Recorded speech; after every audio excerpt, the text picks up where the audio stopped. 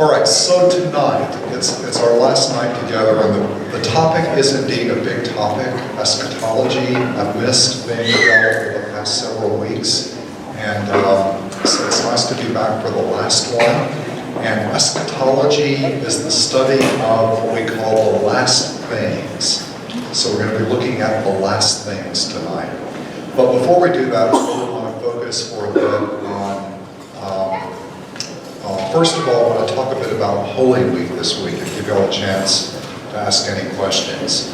And I also want to real quickly mention that at supper tonight, someone said, Father, we've been doing these great sessions and all that, but what happens once we become Catholic? What are we going to do next? And what a great question that was. I love questions like that. So, yes, and the person said, yes, I know we'll be at Sunday Mass, and that's important. So being part of the Eucharist is at the heart of being Catholic. But the homily is fairly brief, and where do we get the in-depth study and that sort of thing. And so I want to encourage you, and I know that this has come up some while you've been coming, but St. Henry Parish, like many Catholic parishes, is an extremely active parish with many, many different ministries. So we have a ministry book. Have we given them a copy of that already? Yes, we've gotten a copy of it. We have something like 70 ministries in St. Henry. And my encouragement is, don't simply be a Catholic who shows up on Sunday and goes to Mass. Do show up on Sunday and go to Mass. But do more than that. Be an active, engaged part of the life of our community.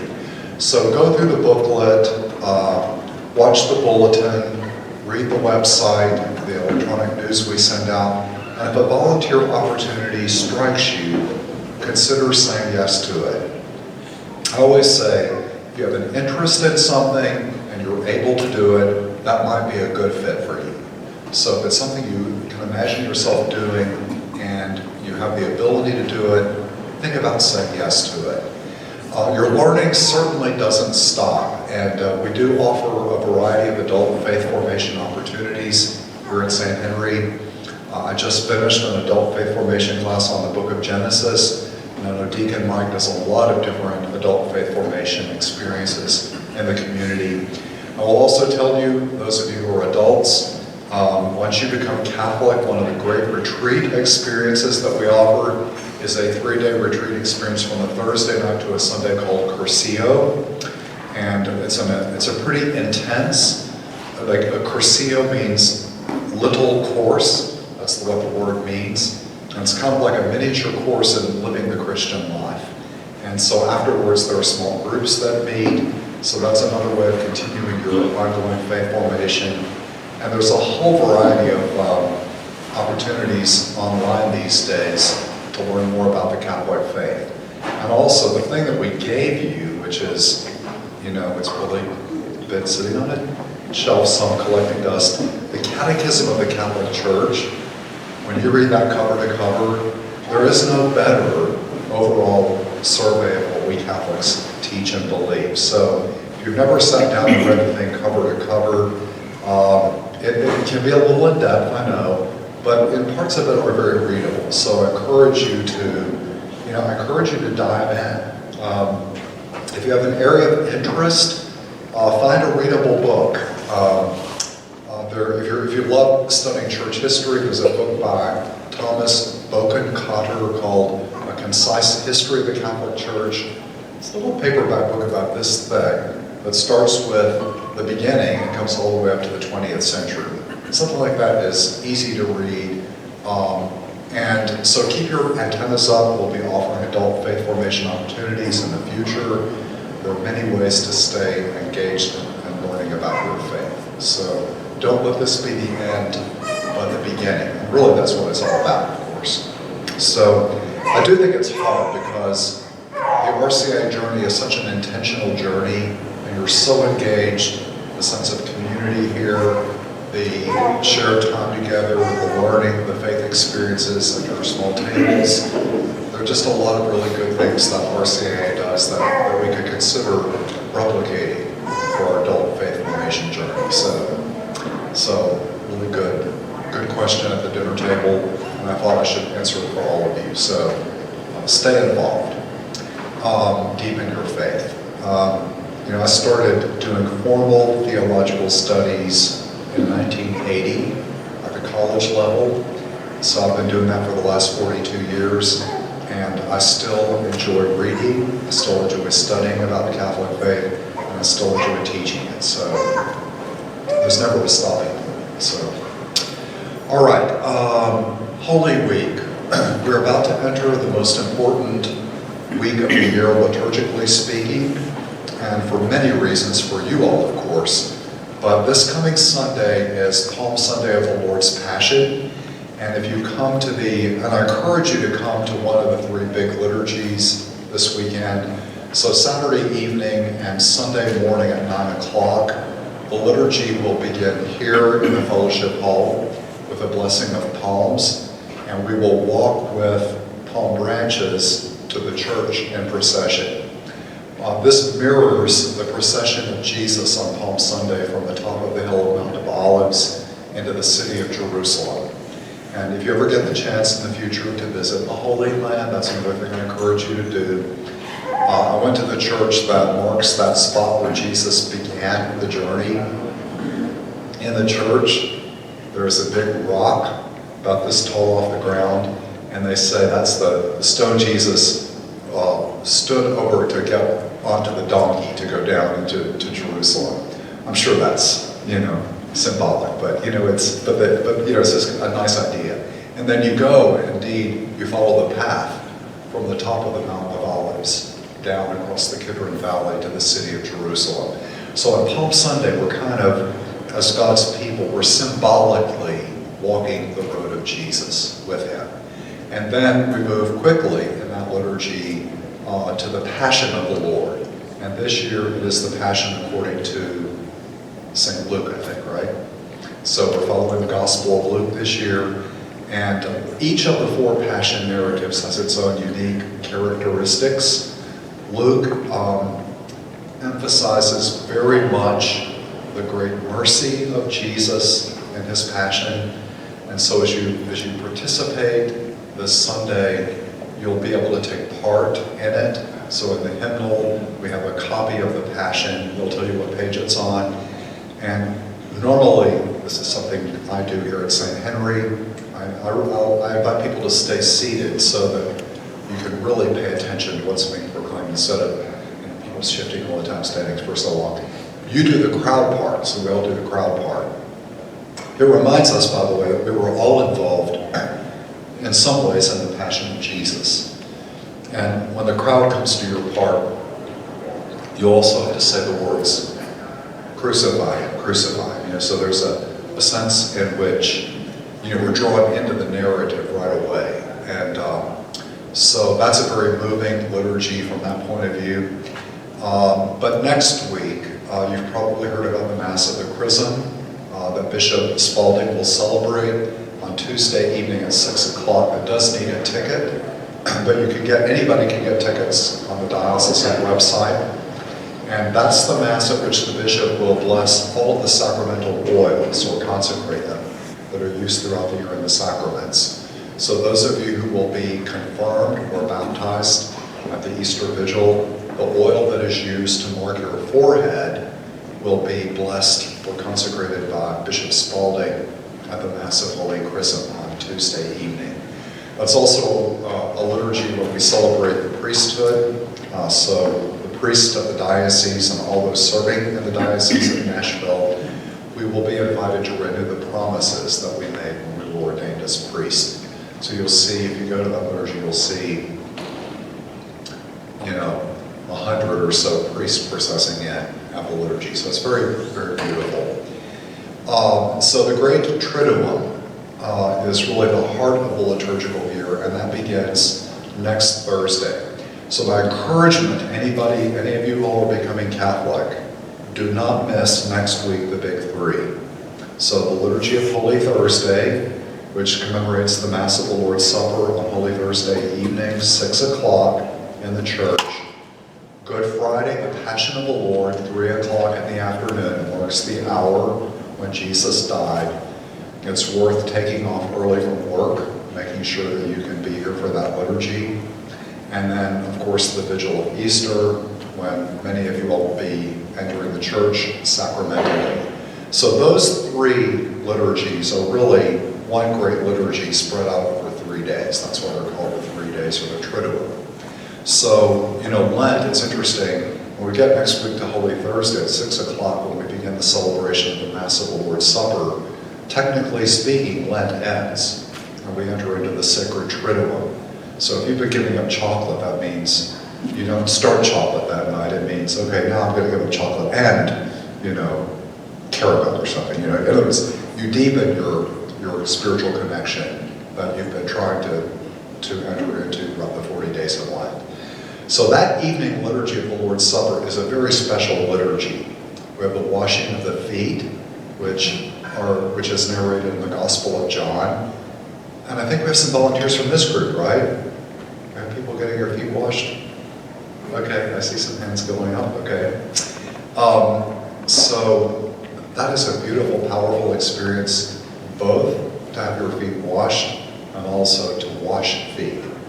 So you get a kind of a visceral experience of that symbolic act that Jesus did at the Last Supper. That evening, the Mass ends in a very unusual way. So instead of ending like we normally do, the Eucharist, the Blessed Sacrament, is carried in a solemn procession. We'll go all the way around the church with incense preceding, and the incense will be carried into here. There will be a special altar here in the fellowship hall. And everybody that goes that evening is invited to walk with and behind the Lord.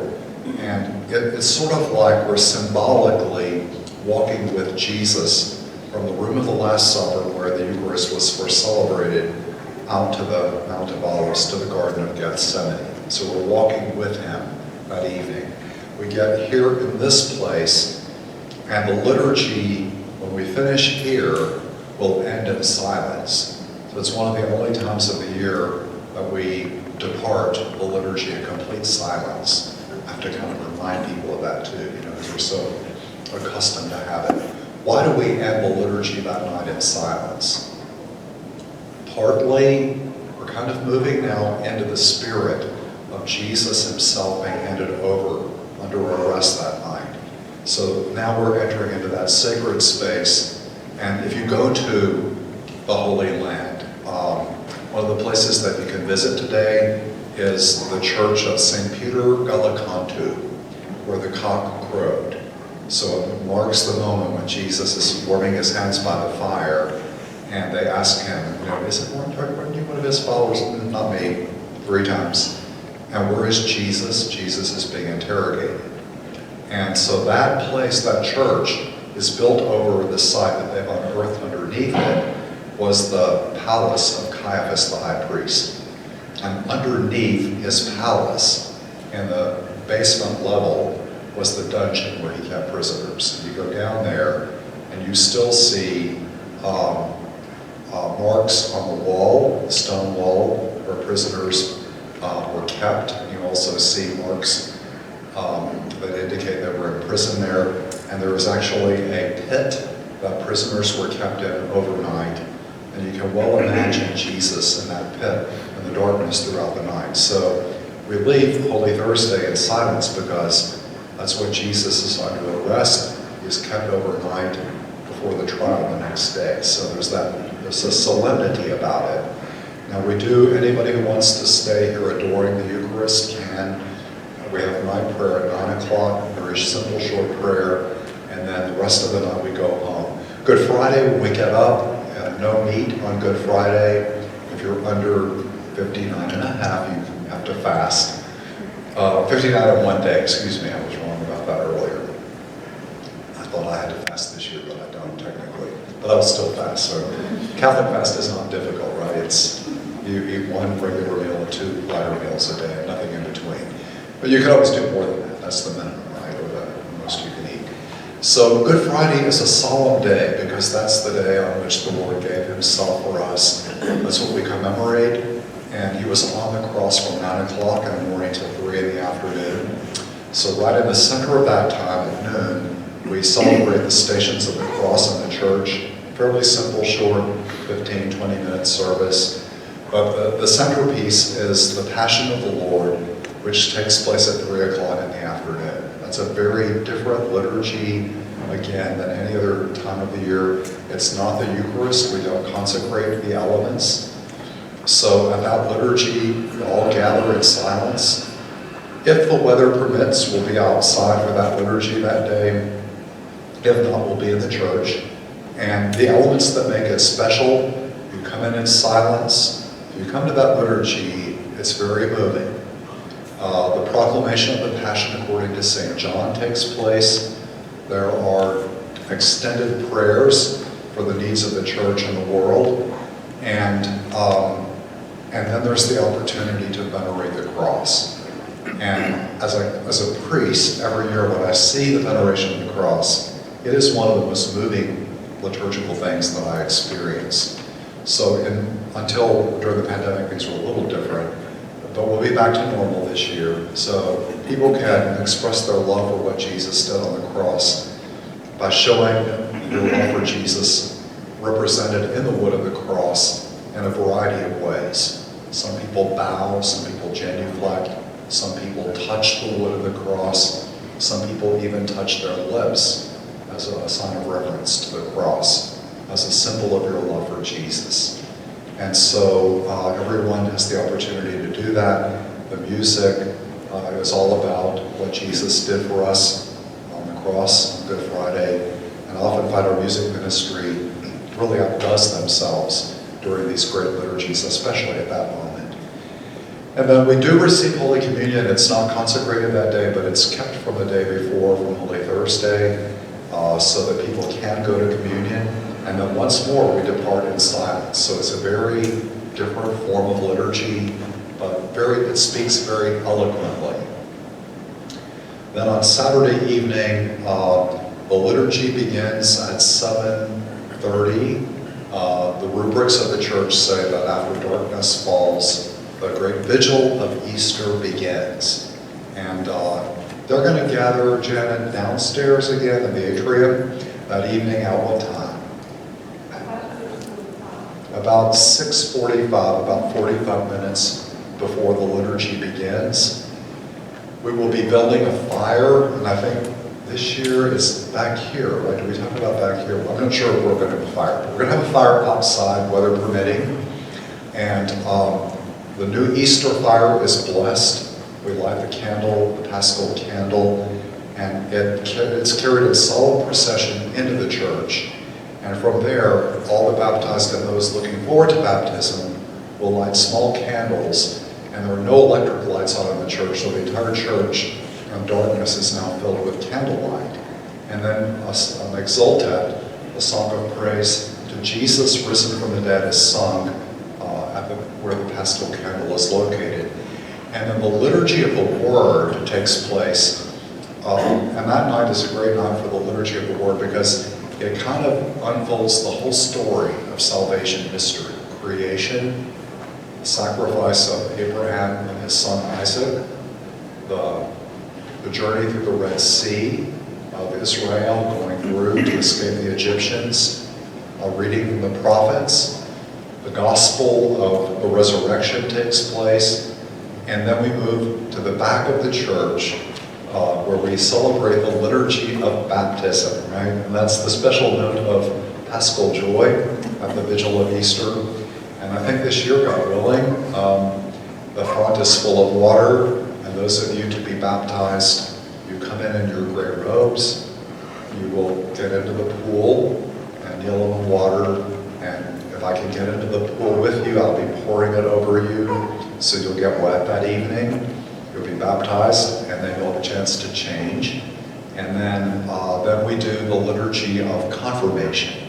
So anyone who will be confirmed that night will be confirmed.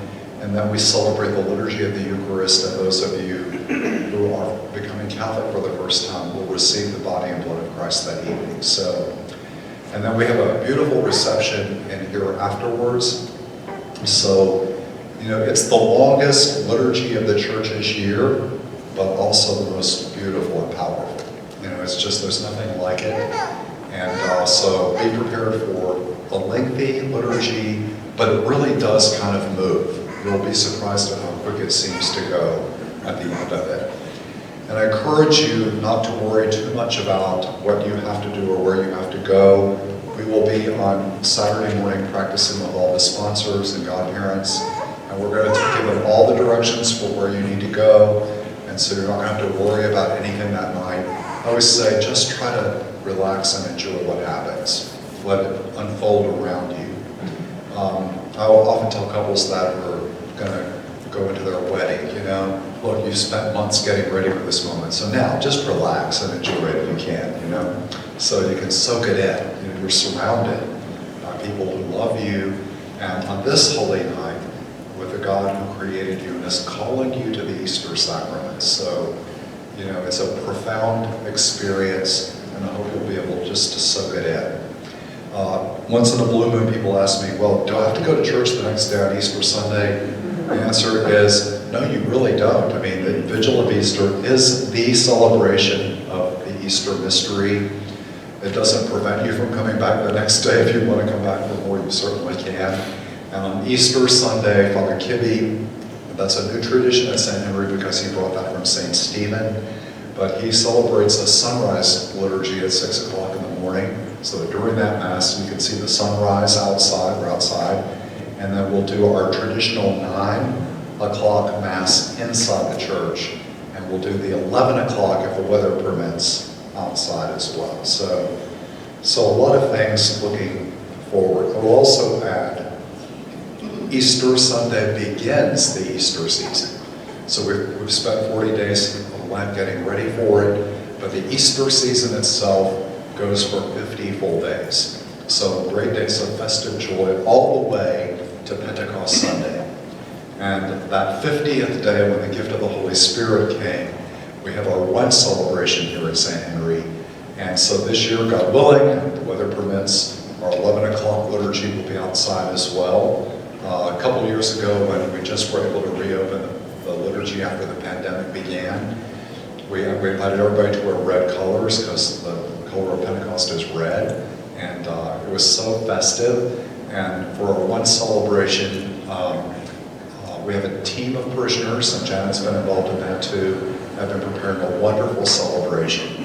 And remember, on Pentecost, people from all over the world, known world at that time, of every language group were there and heard the apostles speaking in a language they thought they were speaking their own tongues. So it was a unifying moment that brought humanity together. It's the opposite of Babel in the book of Genesis that separates human beings. So here at St. Henry, the one celebration, we celebrate all the nations and cultures from which St. Henry comes, all the ethnic backgrounds. How many, Jen? Where are we up to? 42. 42 countries. And this year we have a family in our school, both with Russian heritage and also Ukrainian heritage. So, you know, so we represent much of the world here at St. Henry. So that's a really great thing. So, any questions about next week and what's unfolding? Yes. So, because I will forget to ask Janet later, when does sponsor practice happen on Saturday? 9 o'clock. Practice for the sponsors and godparents, 9 o'clock, Holy Saturday morning. The church also says if you can extend your Good Friday fast into Saturday, it encourages us to do that. I've never been good at that because I'm starting after Good Friday on, you know, and I need energy to practice for the vigils. So you know, but if you want to keep some kind of sacrificial feeling on Holy Saturday morning, but Holy Saturday does have a different feel. It marks the time when Jesus is, he's gone from the apostles. The resurrection hasn't happened yet. But there's a beautiful reading in the Office of Readings on Holy Saturday morning about Jesus going into the world of death and beginning to liberate humanity all the way back to Adam, waiting for him. And it's just a profound experience. This is the great Sabbath rest, but the resurrection begins in the world of death, and Christ begins his dominion over the world of death to prepare for the bursting forth on Easter Sunday. So It's quite, so there's a feel about Holy Saturday, if you get into the spirituality of it, that's very beautiful. It's a good day to, I don't know, color Easter eggs and things like that, so you're getting ready for the next day, right? Any other questions? What do you recommend that we wear to Easter Vigil? Or what should you wear to Easter Vigil? So you're going to have a gray robe on if you're going to be baptized, right? So underneath it, you should be clothing that's easy to change out of, that you don't mind getting wet. So something very quick and changeable that can get wet and dry quickly. So you'll go change and put on nicer clothing and put on a white robe. Those of you not being baptized, just being confirmed, just dress up, really look good, look sharp. You know, if you're going to be confirmed that night, dress up very nice. It's like Sunday dress. Okay, good questions. Okay, it's the best liturgies of the year. Midnight Mass at Christmas kind of draws close. Okay. All right, tonight's topic, eschatology. Where are we all going? So early in the beginning of the year, back in September, I think it was, still October, I mentioned that we human beings, we all ask the great questions. Where do we come from? What's wrong with us? Why are we here? What's the solution? And where are we going? And tonight, fittingly, as we come toward the end of our formal sessions before Easter, we're going to look at the last things. What is our destiny? What are we created for? And I will say that in the simplest answer to the question, when God created human beings, his beloved sons and daughters created in his image and likeness, the desire of God for human beings has always been what is good for us. In fact, not only what's good for us, but what is best for us. Right? So, and Jesus puts it kind of concisely in the Gospel of John. He says at one point, I came that you might have life, and life to the fullest. So no little tiny fraction of life, but fullness of life. Came that you might have the joy that I have with the Father. As the Father loves me, so also I love you. And he goes on to say, the best gospel, by the way, to read when you're thinking about eternity might be the Gospel of John, and especially chapters 14 through 16. But the whole gospel is a powerful spiritual reflection. And Jesus is saying, you know, the Father and I, through the gift of the Holy Spirit, will come and will make a dwelling place in you. And the purpose of that dwelling in us is that we might live forever with God. And Jesus makes it very clear, I'm going to the house of the Father, and I will come back, and I will take you with me, so that where I am, you also may be. And he goes on to say, in my Father's house, there are many dwelling places. So the desire of God for every single human being is that we say yes to that invitation. That's God's desire for us. The will of God is always a saving will. So if God had God's choice, the destination of every single human being would be what we call heaven.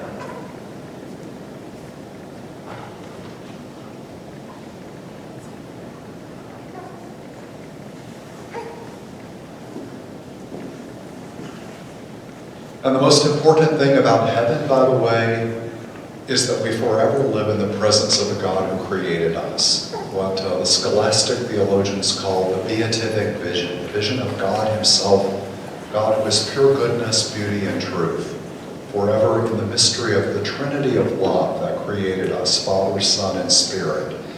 And not only is God the center of all reality, the source of all reality, and the sustainer of all reality, but in the kingdom of God, all of creation, redeemed, is gathered around the throne of God.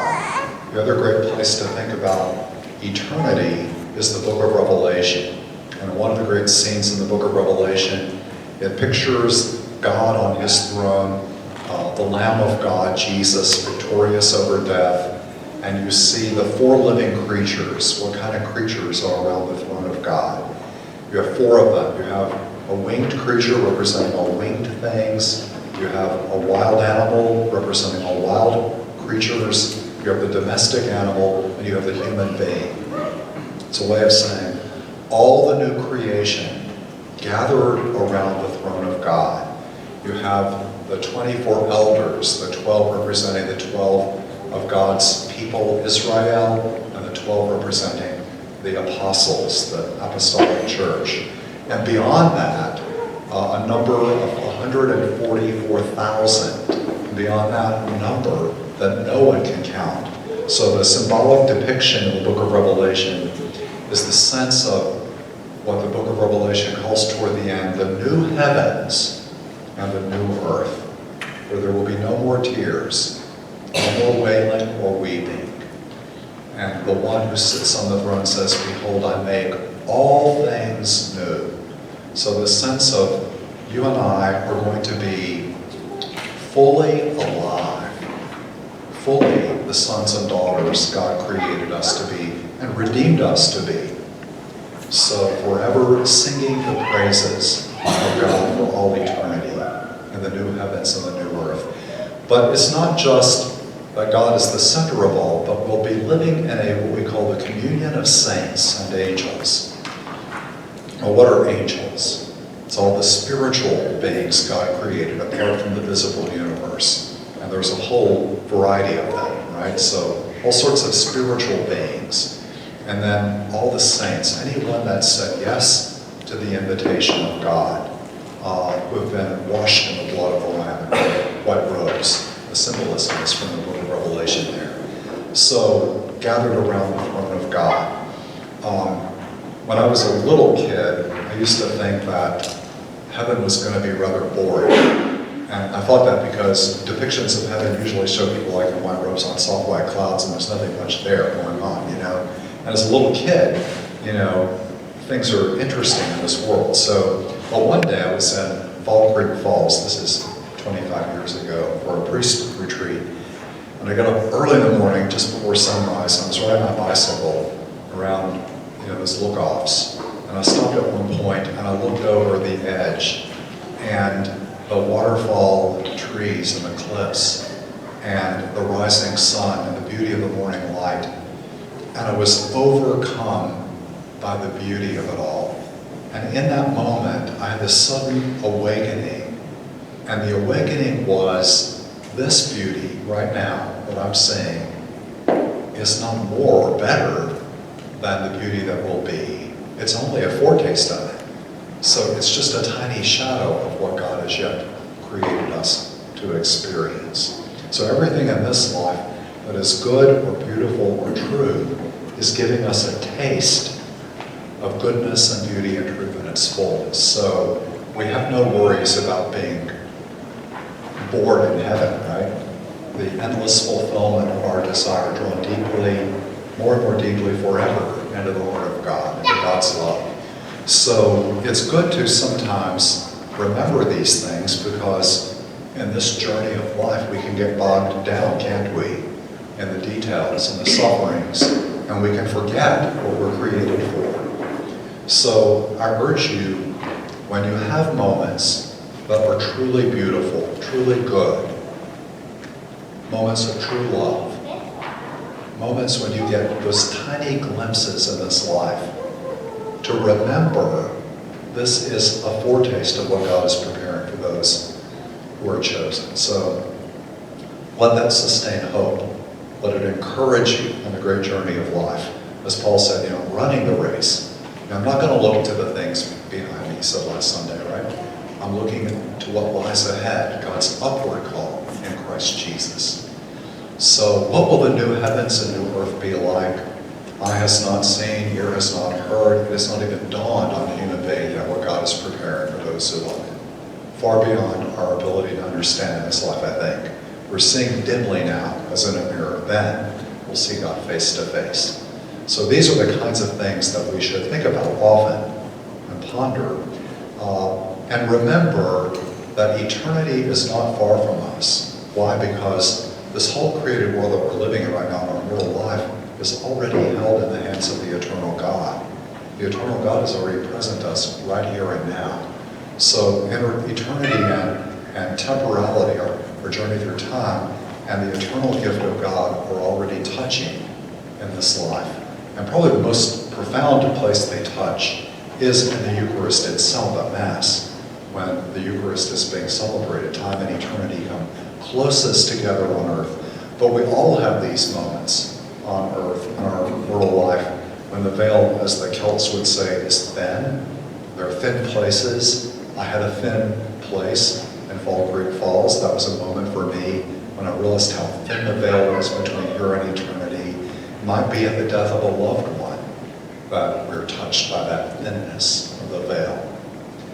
So remembering, this God who created us really does create us to be fully alive and fully human. We're not going to turn into angels when we get to heaven.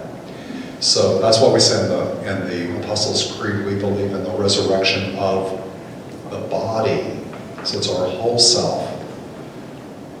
Now, we'll have glorified bodies, risen ones, much like the risen body of Jesus himself, who remains forever now fully human, with a body at the right hand of the Father. Isn't that, if you spend much time thinking about that the eternal Son of God, who is forever in the bosom of the Father, not only became human, but will be forever human, that he's united our humanity to his divinity. That's mind-boggling, right? That God would do such a thing forever. And the beauty is that when God chose to become human, he did so with the desire that we would become God, so that we enter into the very divine life of God. So there's a beautiful prayer when you see me or the deacon mixing the water and wine that refers to the mingling of this water and wine. May we come to share in the divinity of Christ, who humbled himself to share in our humanity. So the Eastern churches talk about that much more often than we Catholics do. They talk about the divinization of the human person. We're going to become God by grace on adoption. We're going to be part of the life of God forever. So, but we'll still remain fully human and fully personal. We'll have the ability to know each other, to love each other fully. So we will not be, like the Buddhists or Hindus believe, just drops in the ocean. We will be in relationships with each other, and the ultimate relationship, of course, with God himself. So, again, we can hardly fathom what that may be like. C.S. Lewis has this science fiction trilogy where he sort of tries to imagine what it's like. Is it The Great Divorce, or is it the trilogy? Yeah, the trilogy, I think, where he imagines, and they get off the bus, and heaven is like too much for them. The grass is too real. The sun is too bright. It's almost too much for a human being that's not yet quite ready for it. So I mention this because the other element for us Catholics, which is sort of uniquely Catholic, is we believe in purgatory, or the experience of purgation.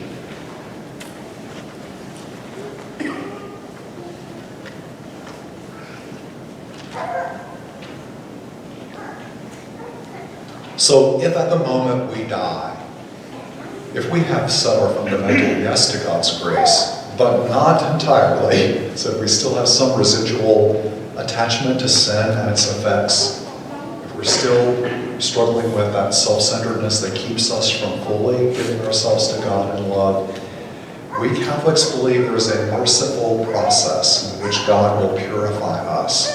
So purgation means to be purified or purged. So I like to speak about it as the entryway into heaven. So at that moment of death, if we're still, our fundamental yes to God means to be purified or cleansed, then God will graciously allow that to happen. I like to use the image of going from a darkened movie theater in the middle of day. You walk out of the theater, you walk straight out into the sunlight, it would be too much for your eyes. The pain would be overwhelming. But you have this lobby you can walk through, and you get used to the brighter and brighter light as you're going through the lobby. So purgatory is God's merciful preparing us to enter fully into the life of God. So And as we get closer to that light, the more and more pure we are, the more open we are to God's love. God is freeing us from any other residual attachments to sin and its effects in our lives. So some people, when they die, may be fully ready for the Lord to see Him face to face instantly. Some of us may need that purgation journey to enter fully into the life of God. The beautiful thing, by the way, about purgatory is we Catholics believe we're still related to and connected to everybody that's ever been. So we can pray for people that may be on that journey and ask God to heal them and lighten the load. And our prayer and love for them actually speeds up that process for them. That's why we say it's good to pray for those who have died. And we also believe that once you're with the Lord in heaven, you can pray for people that you love on earth. So the saints are very concerned about you and I. They're praying for us. They love us and they want us to know the full happiness they're experiencing. So they're already with us on the journey of life. They're already assisting us by their prayers. So we live in this real relationship of love already with eternity. Now, I also must mention that the third possible outcome for the human person is the condition of hell.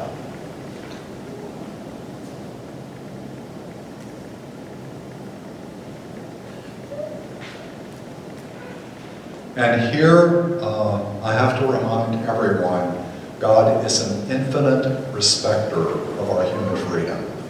And though God's desire is that all of us be forever with Him, if we say no to that invitation fundamentally and reject God's grace completely, and the fire of charity is completely extinguished in our hearts, and we persist in that till the very end, God will respect that choice. So that is what we call persistent impenitence till the very end. So I allow my heart to be so closed to love that I become totally 100% self-centered, turned away from God, turned away from love itself. And, the isolation of that is absolute. So hell is the eternal experience of being forever separated from love itself and from God. And and of course, if we think about our own personal experience, we are aware, aren't we, of our own freedom and our own, we can choose the good and to be loving and generous and thoughtful and all the other good qualities, virtuous qualities of human living. We also know that we can make decisions that are very self-centered and destructive, right? So we've experienced it on our own journey. So imagine the experience of saying no till the very end. So now it's interesting, we do have, as Catholics, a whole list of people, a canon of saints. We don't have a canon of the damned. We've never said, we know for sure that person A, B, or C is forever separated from God. And so, because in the end, none of us knows the freedom of the interior of another human being. We don't know that if at the last moment the person really did, that the glimmer of sorrow for sin opened up in the heart so that the grace of God was able to break that shell open so that they could forever be with God. Now, it might have taken more purgation in some cases than others, but,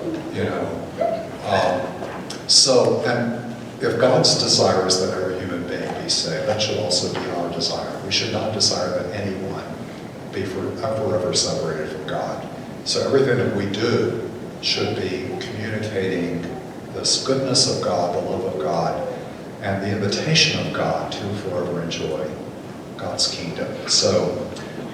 But hell is a dogma of the Catholic Church, something we believe is a possibility for the human person, and that's why we take seriously the call of God. It's not a matter of earning our way to heaven for sure. It's always grace, God's free gift, the free and gracious gift of God on our behalf. And God so desires that we all share that. So a few other elements about the journey from this world into God's eternity. The moment of death really is the boundary point. So once we come to our last breath in this world, we're leaving behind this mortal world of time with all of its limits, and we're entering into eternity. We We believe that at the moment we die, there is that, what we call the personal judgment, when it becomes clear to us our eternal destiny. So we will know at that moment forever whether we'll be with God or not. So if not, the isolation is permanent. But if we know we're going to be with God forever, even if we have a journey to make through purgation, there is that blessed assurance, I will be with you, God, fully. I'm just in this process at this point. And so that moment of personal judgment. It's interesting, how many of y'all have heard about these so-called near-death experiences that a lot of people have been reporting? So they've been prominent since we've been able to resuscitate people who have biologically died for a window of time where their heart rate has stopped and they're breathing, and sometimes even brain activity has ceased, and they've been successfully resuscitated. And there has been a growing body of personal stories of people who, once they were clinically pronounced dead, have had these experiences. Some, very often they describe things like light, a feeling of love and acceptance. Many of them have this, what they call an experience of a personal review. They see their whole life going before their eyes, and they not only remember what happened, but now they see for the first time how what they did affected all the people around them, so for good or for ill. So it's kind of like, it's a tantalizing, makes me wonder, is that sort of the beginning of that personal awareness of our own state before God, our personal judgment before God's eyes. And God's judgment, by the way, is always a judgment and mercy, right? So the mercy and justice or goodness of God are never opposed to each other, but they fulfill one another. And we also believe that there will be a general resurrection at the end of time when God will bring everything to completion. You could say, in a sense, the entire physical universe that we know now, that's been around for 12 to 15 billion years, we as Christians believe that at some moment this entire physical universe will be finished in this mortal world and transfigured into the new heavens and new earth, and God will be all in all at that moment. So creation itself will share, as St. Paul puts it, in the glorious freedom of the children of God. So right now it's in labor pains, it's groaning. So, we shouldn't, by the way, therefore think that this world and this creation are unimportant, but we should take extraordinarily good care of it. God gave us this world free gift, and God will demand a reckoning not only for how we've loved and treated each other, but also the gifts that He has given us, including the beautiful creation. So you and I are called to do everything in our power to care for this beautiful creation God has entrusted to us, to care for our mortal life and bodies, and to care for each other as God's beloved sons and daughters. So, what's life all about in the end? Well, it's hard to beat Jesus. What's life all about? Love the Lord your God with all your heart, mind, soul, and strength. Love your neighbor as yourself. And in John's Gospel, as the Father loves me, so also I love you. Love one another. Remain in my love. So this is the saving love of God.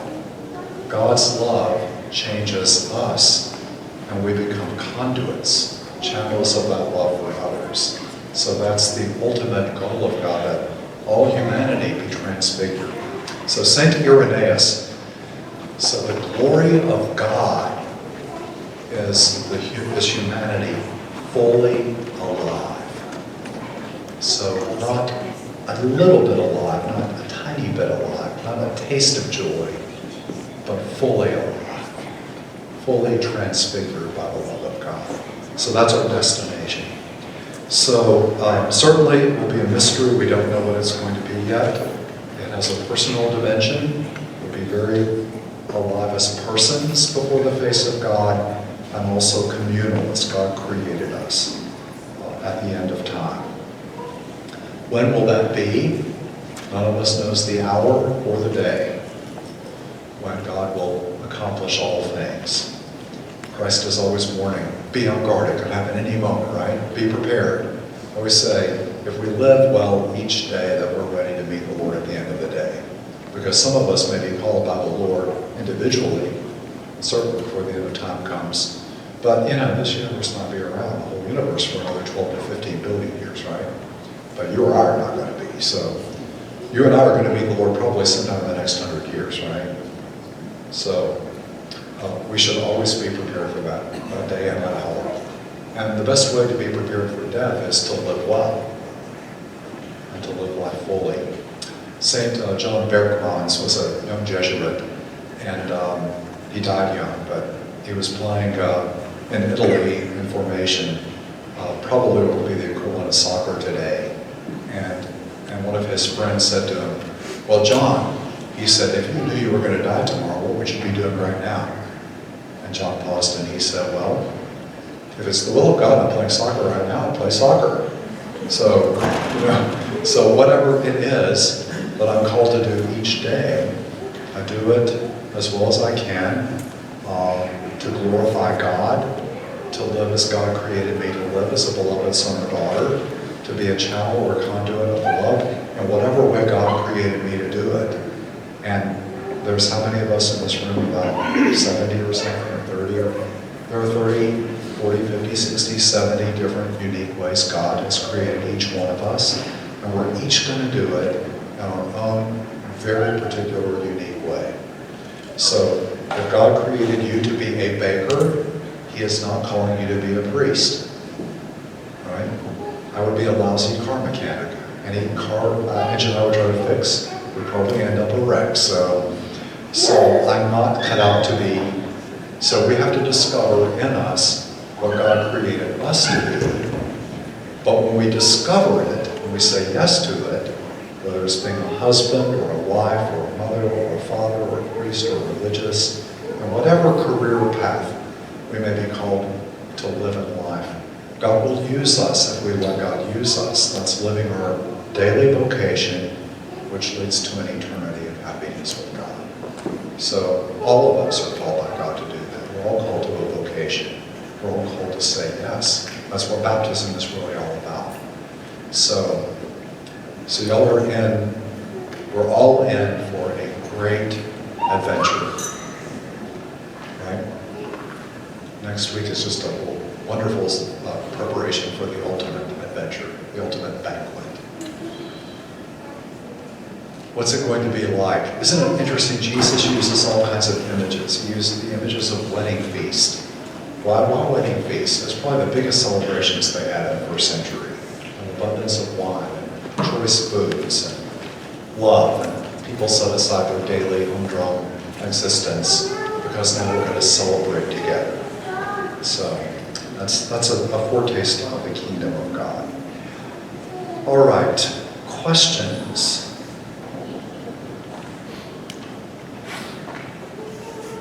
When do we get the resurrected body? Right away or not until? Okay, so there's a, Not in a hurry. when do we get that resurrected body? Yeah, it's interesting. There's a great book by N.T. Wright, W-R-I-G-H-T. He's one of the best biblical scholars in the Anglican Church. He's not Catholic, but he has a very Catholic appreciation of the New Testament. And he wrote a little book called Surprised by Hope. And he actually, in very readable lay language, so if you're looking for your next study, N.T. Wright, Surprised by Hope, he talks about the two-stage experience of resurrection. So when we die, our souls are with God, but we wait for the general resurrection for a resurrected body. And there's a song called For All the Saints, and if you sing all the verses or read all through the verses, you have all the stages of the unfolding of eschatology, the end times. But now, here's one note. So for us, we're in this thread of time that we're living through right now, held in eternity. So you and I are still living along the thread of time in this mortal world, held in eternity. Once we pass outside the boundary of this world, we're going to think, well, my goodness, a person died, 6,000 years ago, and the universe is around another 12 billion years. They're going to be sitting up in heaven waiting around 12 billion years for their body. Well, that's our perspective because we're in the thread of time. But for a person who enters into eternity, it's not time forever, it's timelessness. Time ceases to be just like this mortal creation. So it may, from the perspective of those with God, it may seem like a bare instance between your own death and the arrival of those you love and when you get your resurrected body. So from our point of view, there's a waiting process from a moral vantage point, but from the perspective of eternity, we don't know how to describe that yet. So if we leave this finite time when we die, then we spend our time, quote unquote, in purgatory. That doesn't make sense. Yeah, purgation still has an element of time to it, temporality. So in that sense, the residual elements of time hang on in while we're experiencing purgation. That is true. Because we call that a temporal punishment, yes. Did Catholics believe in cremation? Sorry, I just... All right, so I wouldn't say we believe in cremation. We believe in reverently disposing of the body of our loved ones. The most ideal thing is to bury a body in the ground, or if you're at sea and you don't have a choice, to bury it at sea. People who developed the idea of cremation decades ago did it by way of denying the resurrection of the body. So they were poking fun at Christians. How's God going to resurrect your body? We're going to cremate it and burn it up. Now, we realize now, of course, that that's not the reason everybody chooses cremation. So the church does permit cremation. And I would say a lot of people now who get buried are now cremated prior to burial. And part of it is it's cheaper and it's more convenient. So I've always sort of wondered, I know it's health reasons why we embalm bodies anyway, but if these bodies could go back to the earth in the end and the worms are going to get it someday, why put all these chemicals in it? Just put me in the ground and wrap me up and let the worms have me, So this body was shaped from the clay of the earth to begin with, and God breathed his breath of life into me, so why not let my body return to the earth from which it came, But it's, okay, fine, we have these we embalm people now so we can keep them around for a while and get people sick, and we put them in these big vaults and all that. So it's, but some people do cremation, so that's also, but the church does ask that you have a resting place, so they don't want you going around sprinkling the cremated remains. So one day I was listening to the news, and they said that this company down in Alabama had decided, have you heard the story? Yeah, the dad loved hunting, and you know what they decided to do? They turned his cremated remains into ammunition. They said they killed a family turkey for Thanksgiving. They were having it for Thanksgiving to remember their father, and they started this company to find cremated remains. That would not be a good solution for cremated remains. And sometimes, we've developed this romantic notion that they're sprinkled them in the forest. It really is better to have a burial place. And why? Because you may not realize it now, but later down the line in time, you want a place to go back to. This is where the remains of the loved one are. And I think it's kind of odd, by the way, that we've lost touch with the sacredness of the human body. So now people put up a cross where the person got killed on the side of the highway. Well, that's the place they died. It's not where their body is anymore, or their spirit. So I understand the emotional significance of that place, but it would be better to memorialize in our hearts and minds the resting place of our loved one. So in the Genesis explanation of before sin, Adam and Eve were created on. So they were sinless. They were. So are we of the mind that that kind of existence, human existence, is what we are destined for in heaven? Better. So better. It was not a... It was, yeah, that was the beginning point. The final condition of redeemed humanity is better than the original state. Oh, happy fault, we have this in the Exalted, oh, happy fault of Adam that merited for us such a Redeemer. So, no, beforehand we weren't God. After being united to God's divine life, we share God's divinity. That was not part of the original plan. God does something better after the fall. Great questions. So, like the new heaven and earth, creation, beauty of the environment, and also animals, which are such a good reflection of God's goodness in our humanity now. How is that in heaven? What do we believe? Well, so eye has not seen, ear has not heard, nor is it so much as dawned on us what God has prepared for us. Yeah, will there be other types of creatures in heaven? It's interesting, in Rome, in the church of, one of the earliest churches that has a mosaic cross, the cross is the symbol of redemption, and the life that flows from the side of Christ on the cross is creating a river that flows down, and it waters a whole new creation. So you see trees and animals. So it's visually depicting this new heavens and this new earth of all sorts of creatures in it, So, I don't know that I can answer that because I'm not in heaven, but my hopefulness is that yes, we'll experience the greatness of the variety of God's creation in that transfigured form in the new heavens and new earth.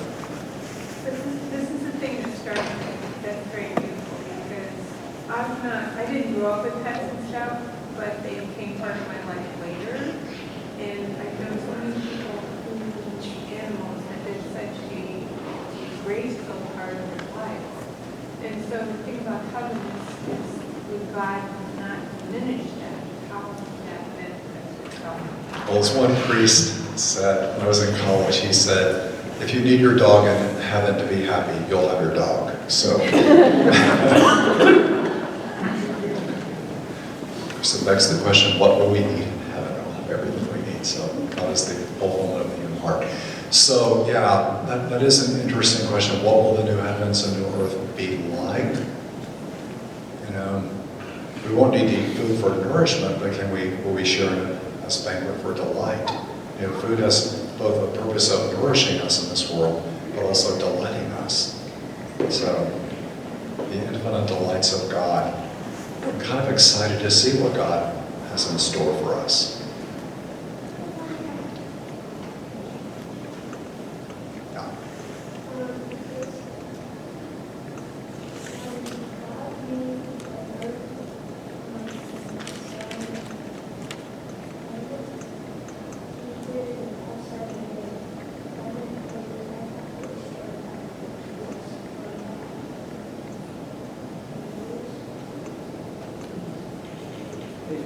Oh, AD story, yes, not resurrection.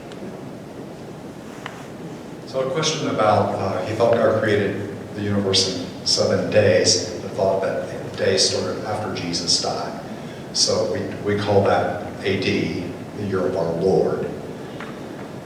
We also call the 8th day the day of the new creation. So it's not only the first day when God first created, but the 8th day is the day of resurrection when he rose from the dead, destroyed death, and the new creation begins. So we believe that purgatory is not a testing ground. No, purgatory is not a testing ground. It's not like you might spend some time there and God might say, no, you really don't belong in heaven, go down to hell. No, that's not what purgatory is. We don't need to spend eternity there, right? No one will spend eternity in purgatory. No, that's a temporary place. Yeah. No perpetual purgatory. Your ultimate destination is either heaven or hell. That's the final destination. Right?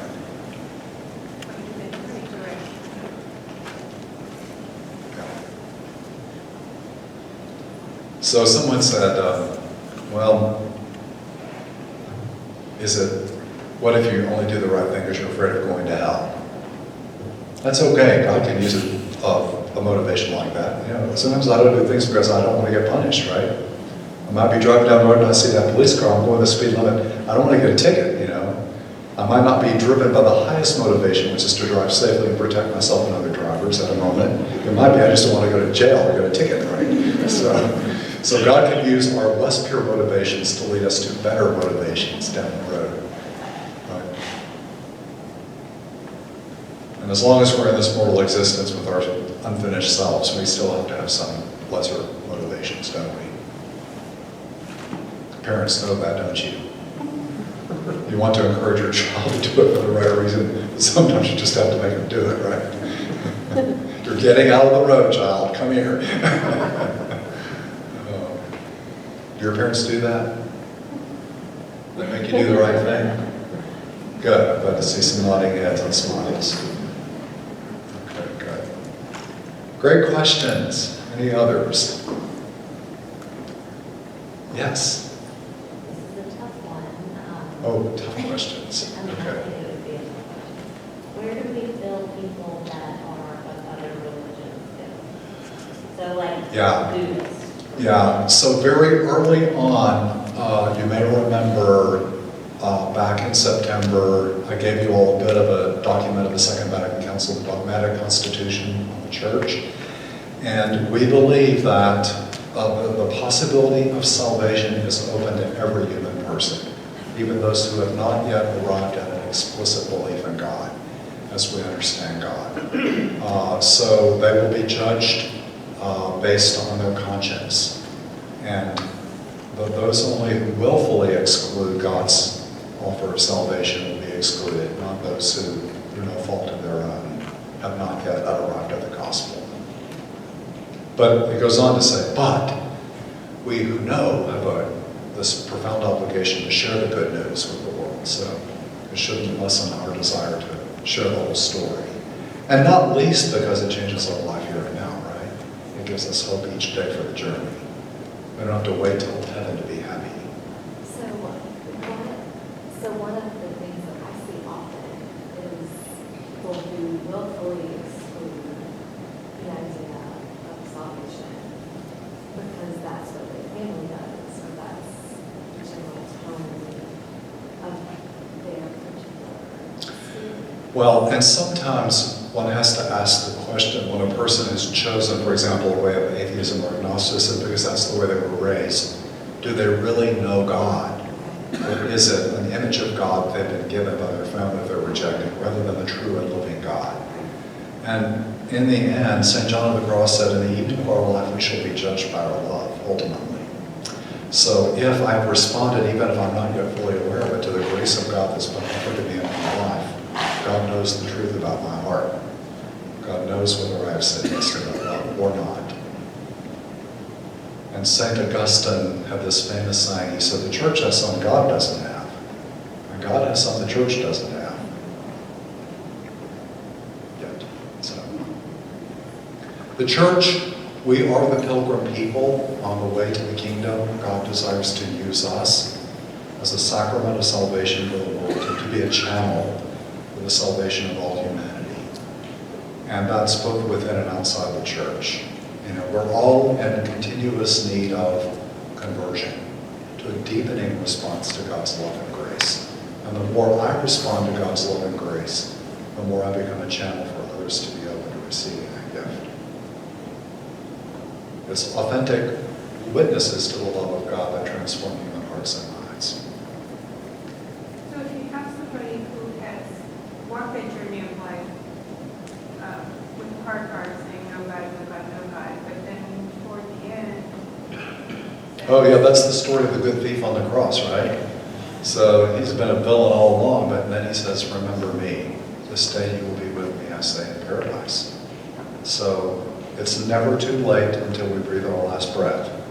So as long as we're still alive, we can still, God's grace can still penetrate the human heart at the very last moment. There's a famous story about St. John Vianney, the cure of Ars. There was a woman who had lost her husband and was in deep grief on a train. And someone said, you need to go talk to this priest.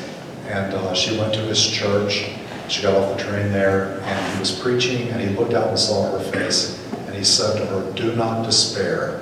He had jumped off a bridge to kill himself, her husband had. Between the bridge and the water, there was time for God's grace to change him. So without her telling him what happened, he said he is now in God's hands. So this, profound awareness. Now we'll say this though, right? It begs the question to, plus if we haven't thought about it a lot, well, why should I be good and do all the right things now then if I can wait till the end? Well, because the more I love and let love transform me, the more likely I am to keep doing it, right? We're creatures of habit, whereas the more I exclude it, the harder it is to let God's love in the end. So that's why, and also letting God's love in today changes me in a beautiful way today, so why wait until the end to become beautiful and good, virtuous and loving? Although St. Augustine didn't quite understand all the time, he said at one point, he goes, Lord, make me holy, but not yet, because he was having too much fun, so he didn't understand that God's plan was more joyful than temporal passing delights at times. I think we've probably touched on this before, I couldn't remember exactly what we said, but how does the church view suicide? And how would you comfort somebody who's husband or... All right, so you have a copy of the Catechism of the Catholic Church, and the section on suicide in that catechism is extremely well done. And what I like about it is it gives you the objective teaching of the Church, which says it's always greatly wrong to take your own life. It's a sin against God because God created you. It's a sin against yourself because, you're a gift of God and you should never take your life. And it also deeply harms those who care about you. So it's never to be approved of. But then the Catechism goes on to say, but we also have to acknowledge that many persons who make that choice were overcome by such deep pain or some other factor, it limited their freedom. So we do not despair of their salvation, but we entrust them to the mercy of God. And in my personal experience, I've had to do, unfortunately, more than a half dozen funeral masses for someone who took his or her life. Almost in every case, there was some deep, terrible pain, but the person didn't know how to heal on the inside. And I think their choice was really a choice to get out of the pain and not harm people around them. So I don't think that they have the clarity of vision to be culpable for their choice morally.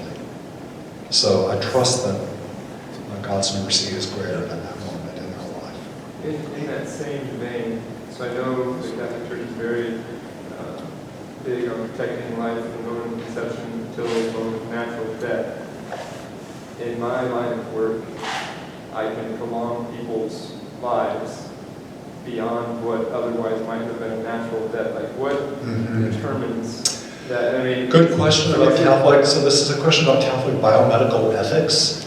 And it's complex, but let me say simply that we're not obliged to use every medical means simply to prolong natural biological life. Biological life is important, it's a good that God has given us, but it's not the eternal good of the universe. We're all destined for eternity. So with medical interventions, you always have to ask the question, is this more beneficial to the person than harmful? And is it an ordinary means, so you wouldn't deny people things that or ordinary medical care like food and drink, but you're not obligated to put them through horrific chemotherapies or radiations or surgeries or means that would simply prolong their suffering if it's not truly beneficial to the whole person. What about sort of giving them medications to take away the pain that might also cause them? Yes, yeah, you can give medication. The difference is there is the intentionality. So if the person has a grave illness at the end of life and they're very sick and they're in a lot of pain, can you give medication to alleviate the pain even if it speeds the death process? The answer is yes.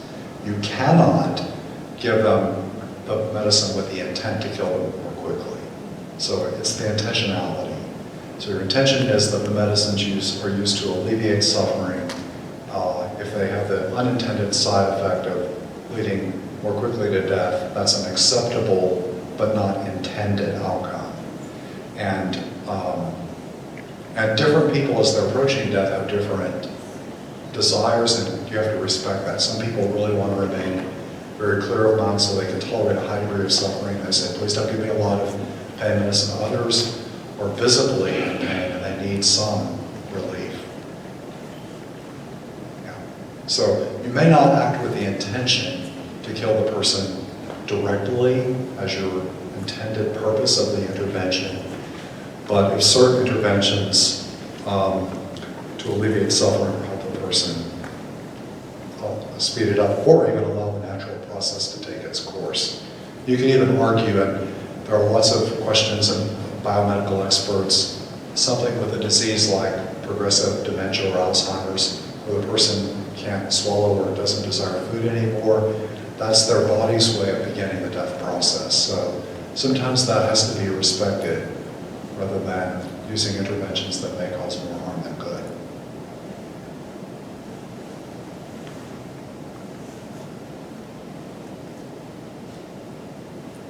Those are always complex questions, but the Catechism does a really good job of giving basic principles, and then you can seek out a good doctor who has knowledge of the Catholic. And many of our Catholic hospitals have Catholic ethicists who study Catholic principles who can help you to navigate when you get to some of the more difficult decisions that sometimes do come up at the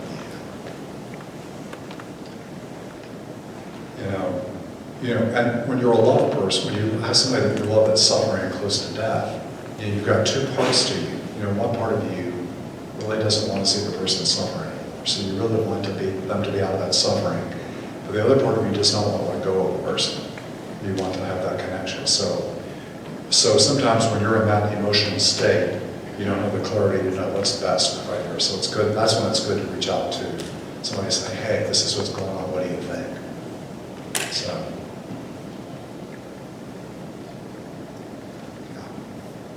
Great questions. All right, y'all ready for next week? I'm excited for you. This is going to be a great week. So I think we've used up much of our time for small group discussions. Do you want to go back to tables, Jenna, for a bit? Do you have any announcements? It's already 8:30. Okay. We can dismiss with a prayer maybe. And so anybody that's feeling a little resentment toward me for making you kneel on that hard floor in the church. It is a powerful prayer though, isn't it? And there's something humbling about kneeling there. I've knelt on that tile. It's not easy to kneel in that church. So yeah, thank you for saying this to all the experiences. So, well, let's close with a brief antiphon from the night prayer of the church.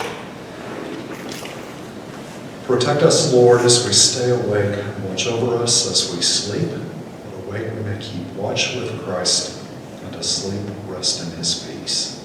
Amen. And may the Lord be with you. May the all-powerful Lord grant us a restful night and a peaceful day. The Father, the Son, and the Holy Spirit. Amen.